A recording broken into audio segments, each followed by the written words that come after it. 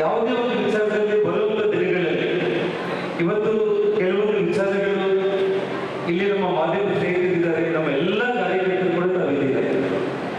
ಯಾವುದೋ ಒಂದು ಕೆಟ್ಟ ಗಳಿಗೆಯಲ್ಲಿ ನನ್ನ ಮತ್ತು ಶ್ರೀರಾಮುಲು ನಡುವೆ ಯಾವುದೋ ಒಂದು ಸಣ್ಣ ವಿಚಾರದಲ್ಲಿ ಆಗಿರುವಂತಹ ಒಂದು ವಿಷಯಗಳು ಅದೆಲ್ಲವನ್ನು ಕೂಡ ನಾವಿಬ್ಬರು ಜಗಳ ಮಾಡಿಕೊಳ್ತಾ ಇದ್ದ ತಕ್ಷಣ ಅವತ್ತು ಬಳ್ಳಾರಿಯಿಂದ ಬೆಂಗಳೂರು ತನಕ ಕೂಡ ಎಲ್ಲ ಫಾರಿನ್ ರೆಸ್ಟೋರೆಂಟ್ಗಳು ಕಾಂಗ್ರೆಸ್ ಅವ್ರ ಜೊತೆಯಲ್ಲಿ ತುಂಬಿದ್ದಂತೆ ಅಷ್ಟು ಖುಷಿಯಾಗಿ ಬಿಟ್ಟಿದ್ರು ಎಲ್ಲರೂ.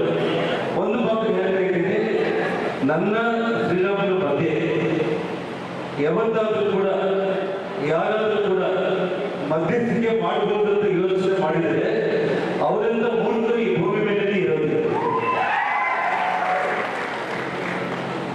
ಯಾರ ಅವಶ್ಯಕತೆ ಕೂಡ ಇಲ್ಲ. ಚಿಕ್ಕ ವಯಸ್ಸಿಂದ ಕೂಡ ರಾಜಕೀಯ ಅನ್ನೋದ್ರ ಬಗ್ಗೆ ಗೊತ್ತಿಲ್ಲದೆ ಇರೋ ನಮಗೇನಿಲ್ಲ ಹೇಳಿದ್ರು.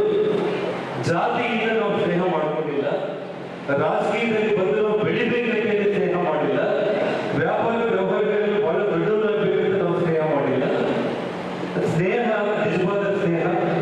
ಮಧ್ಯದಲ್ಲಿ ನಾವೇನು ಪುರಾಣಗಳು ಓದ್ತಾ ಇರ್ತೀವಿ, ಶ್ರೀಕೃಷ್ಣ ಮತ್ತು ಅರ್ಜುನನ ಮಧ್ಯದಲ್ಲಿ ಕೂಡ ಜಗಳ ಆಗಿದ್ದನ್ನ ನಾವು ಪುರಾಣಗಳಲ್ಲಿ ಓದ್ತೀವಿ.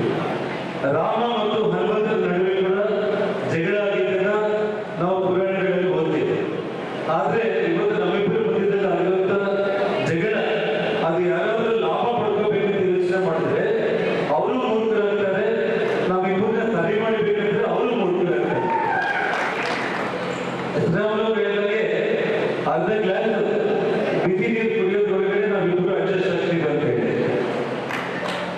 ನಾನು ಹೇಳೋದೇನಂದ್ರೆ ಅರ್ಧ ಗ್ಲಾಸ್ ನೀರು ಕೈಯಲ್ಲಿ ತಗೊಳ್ಳೋದಕ್ಕಿಂತ ಮುಂಚೆನೆ ಇಬ್ರು ಮಾತಾಡಿಕೊಂಡು ಕುಡಿಯೋದು.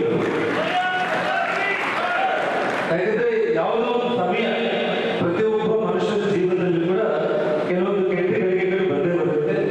ಅದ್ರ ಬಗ್ಗೆ ನೀವು ಯಾರು ಯೋಚನೆ ಮಾಡೋ ಅವಶ್ಯಕತೆ ಇಲ್ಲ.